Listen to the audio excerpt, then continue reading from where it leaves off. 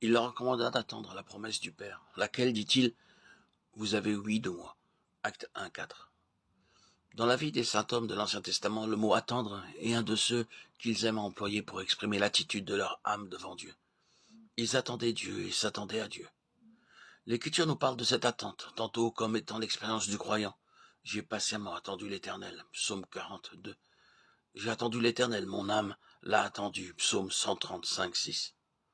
Tantôt comme accompagnant une prière, fais-moi marcher. Je m'attends à toi tout le jour, psaume 25, 4. Que ta bonté soit sur nous, ô Éternel, comme nous sommes attendus à toi, psaume 33, 22.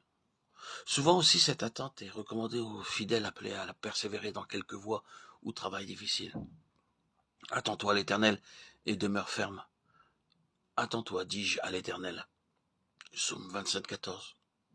Sois tranquille en regardant à l'Éternel et attends-le. Psaume 37, 7.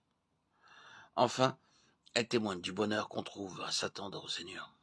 Heureux tous ceux qui s'attendent à lui. Ésaïe 30, 18.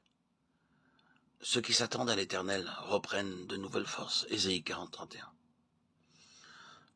Notre Seigneur rappelle à propos de la promesse du Saint-Esprit ses enseignements et ses expériences des saints hommes d'autrefois. Cette attente, qui faisait partie de la vie religieuse et du langage du peuple de Dieu, devait trouver ainsi une application nouvelle et plus élevée encore. De même qu'ils avaient attendu de Dieu qu'il manifestât sa présence, soit pour les éclairer de la lumière de sa face, soit pour les délivrer par telle intervention directe de sa puissance et accomplir ses promesses. Nous aussi, nous devons vivre dans la même attente.